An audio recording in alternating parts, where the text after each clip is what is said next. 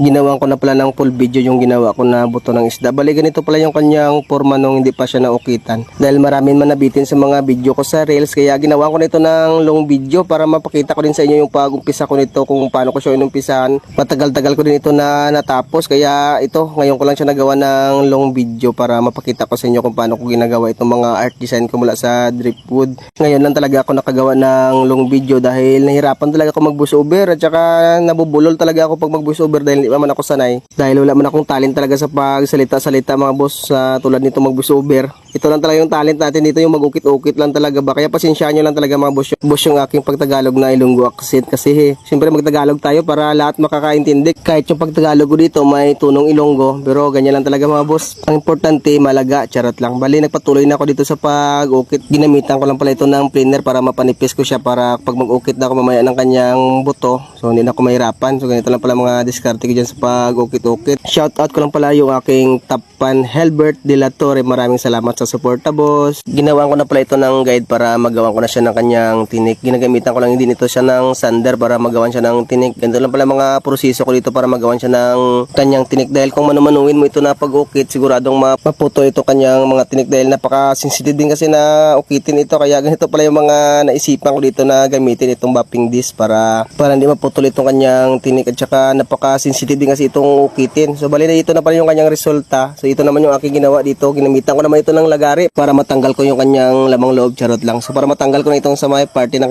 kanyang tiyan, pagkatapos yan bapingin para malinis na talaga siyang tingnan. So ganyan pala yung mga proseso ko pa dito, at saka ukitan ko talaga yan siya, at saka i-detalye talaga na magmukhang ano na talaga siya, buto ng isda. Ito na pala yung kanyang base na ginawa ko. So bali ganyan pala yung forma niya, pero gagawin ko pa talaga yan siya ng ulo, at saka lalagyan ng mata. So ito na mga ginawa ko din dito, inukitan ko na para maging detalyado na talaga yung kanyang buto. Ito naman pala yung ginagamit dito pag magdetalye porting tools. Yan, mabibili pala ito sa mga online, meron din sa mga shop talaga nang nagbibinta ng mga hand drill. Maganda lang kasi pag may mga ganitong uri kayo na mga gamit, kasi napapadali yung pag-ukit nyo, at malaking tulong talaga ito para hindi kayo mahirapan magdetalye ng mga part nitong gagawin yung mga tulad itong ginagawa ko na buto. So ganyan lang pala yung mga ginagawa ko dyan sa pagdetalye sa kanya. Ang gagawin nyo na lang talaga dito, i-master nyo kung paano siya gamitin yung mga bala niya na pang-ukit. So bali nilagyan ko na pala ito ng kanyang ulo. So ganyan pala yung mga diskarte ko dyan. Ito mga ginamit ko dito, yung mga piraso-piraso lang din ito ng mga driftwood na napupulot ko din sa ilog. Tsaka ito mga ginagamit ko dito, mga hardwood talaga ito na kahoy, na kung tawagin sa amin dito mulabi wood,